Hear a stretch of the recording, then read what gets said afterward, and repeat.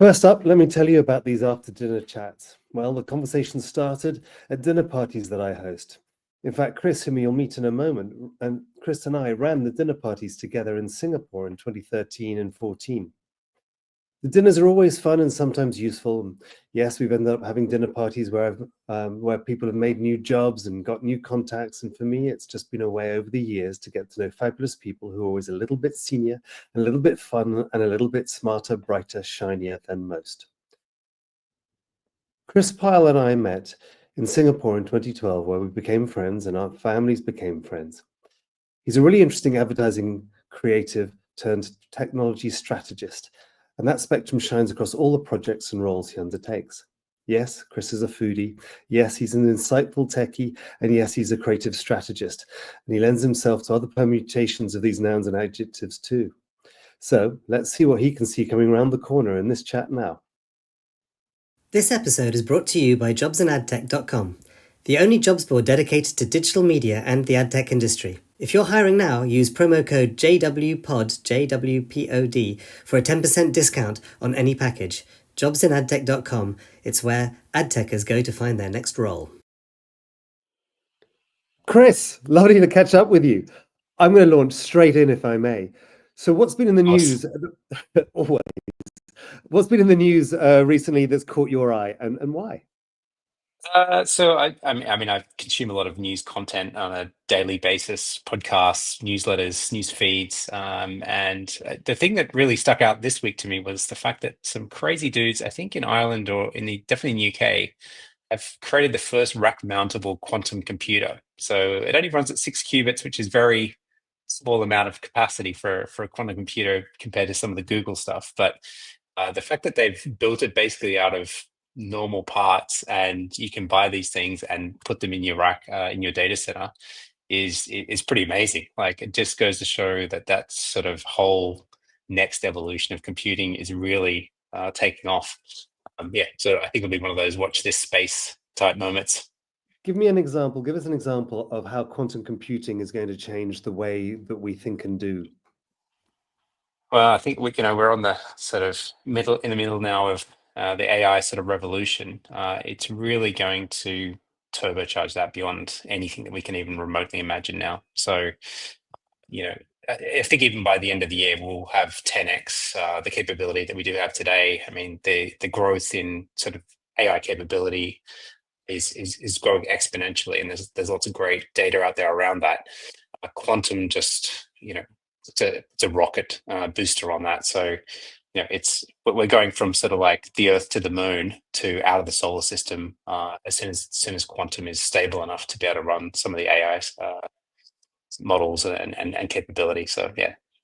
So I don't know what we're going to do as humans, but we'll have to work that out. Yeah, I saw in the news that you can have the little box next to your screen, and that is going to be your quantum computer, and that's the first consumer iteration of it. And you just think, I've been talking about the fact that we go around with these little devices that are, in our parents' day, that was the size of a house to have that level of computing, and then now today we walk around with them in our pocket. And what you've just said about where we're going to be, and you think about it at the end of this year, that is it's meant to be in the future, and the future is not the immediate future. It's meant to be the long-term future. These exciting things. Yeah, I mean, I think even Apple came out today. I saw something in the news that said that iPhone will definitely be completely defunct by 2035. But I think that's fairly optimistic, and maybe just they're trying to keep the shareholders happy in the short term. I think it's probably a couple of years.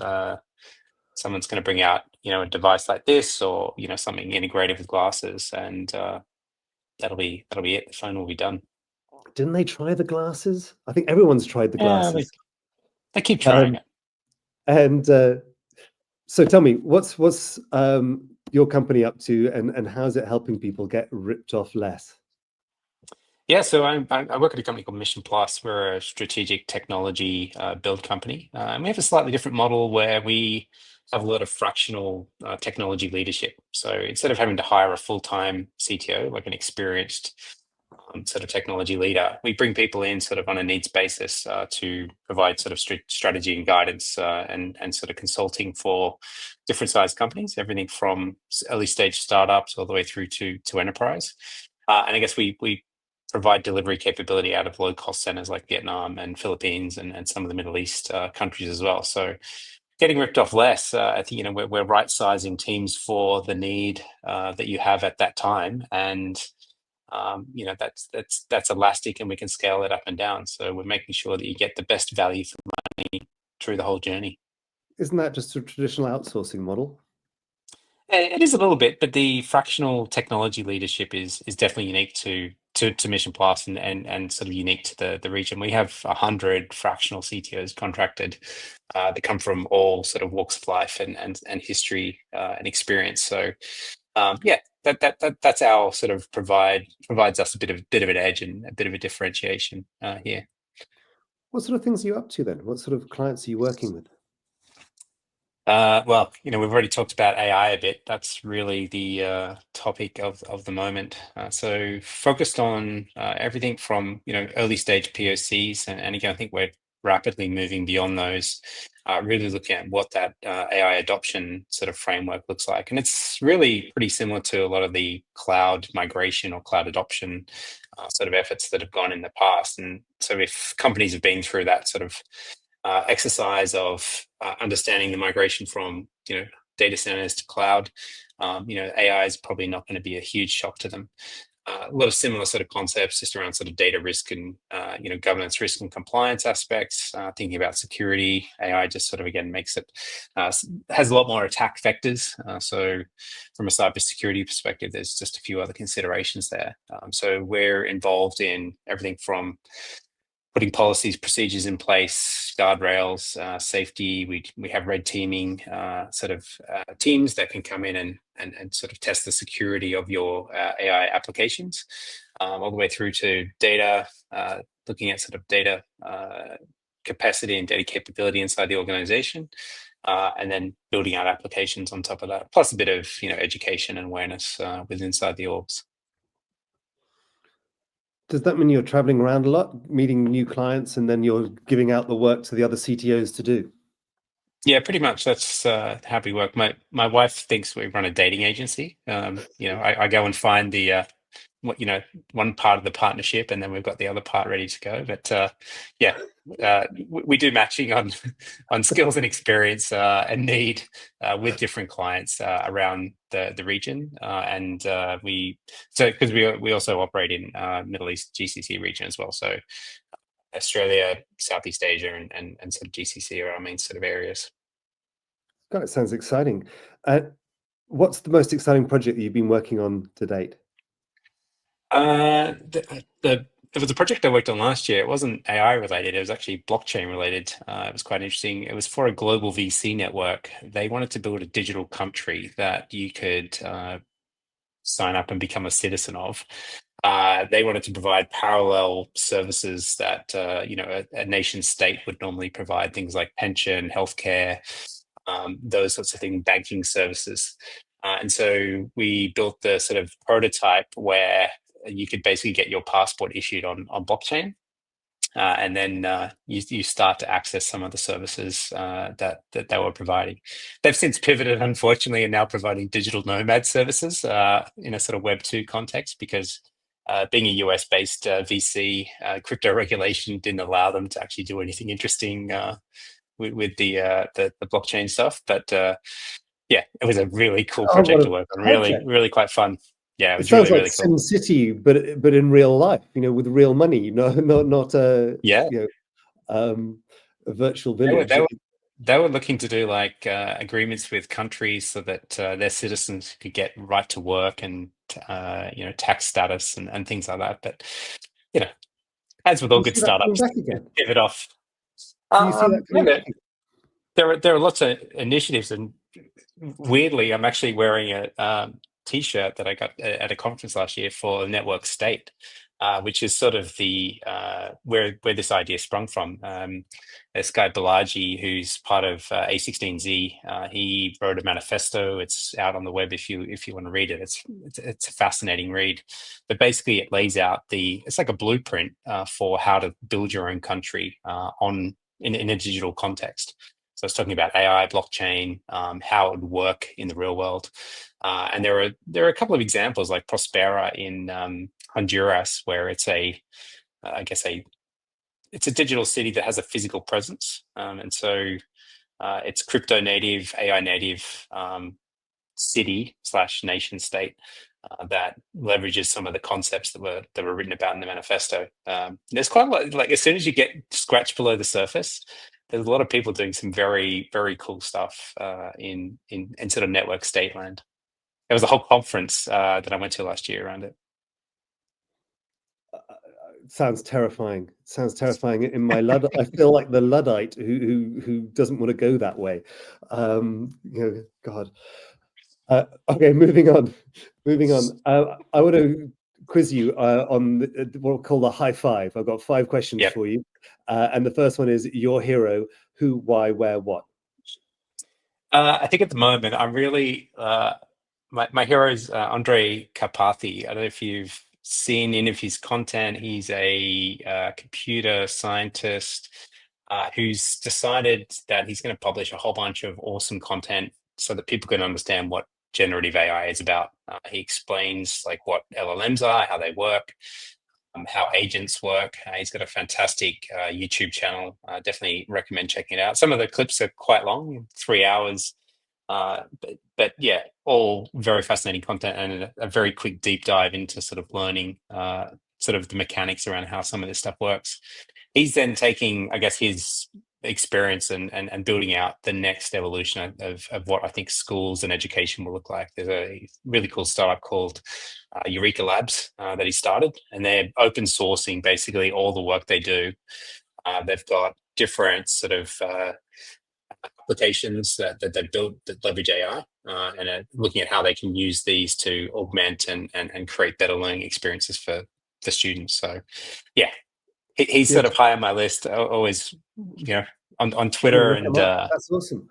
The education system is one of the things that has not been revolutionized for a very long time, and the way we're learning today, it's got to change. But who's going to get there to change it? So maybe that looks like something worth looking up. Second question from the high five: your best decision to date? Best decision was definitely making the decision to move to Asia in 2012. Obviously, that's when we met, James. So that serendipitous my highlight encounter too.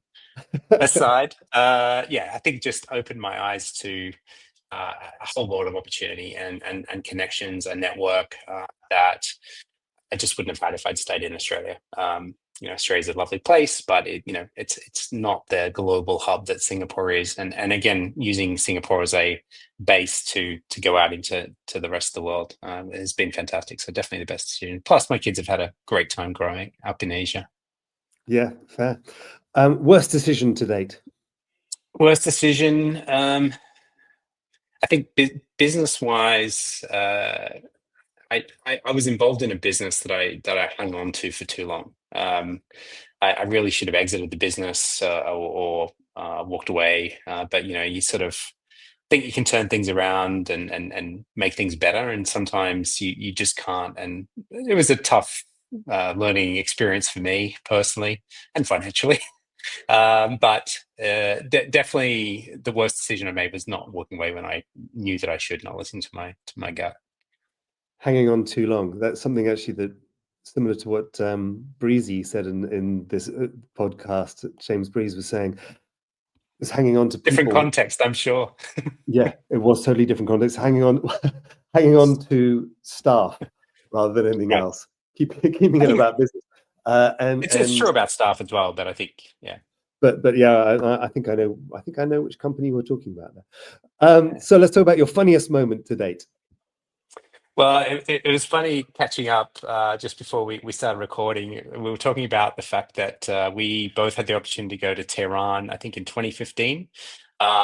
with another friend of ours, Patrick McDermott, and we were talking to lots of startups and VCs and different creative agencies in Iran. And it happened to be during Ramadan, and we got invited to go to a pool party in the middle of the day. We went to the house, opened the door. There was girls in bikinis. There was loads of alcohol and other substances, and we're outside in the middle of Tehran in the middle of the day, drinking in the sunshine and at a pool party. I think that is definitely goes down as one of the funniest moments of my life. Yeah, like I say, I'm with you on that, and I was with you on that. One more question, one more person. Tell me one more person that you think, if we're in the same place at the same time, we should go out for dinner, but also would be interesting to have a chat to on the podcast or otherwise. So I think, lots of people who I could recommend, but the person who sprung to mind when I read the question was a good friend of mine, Cyrus.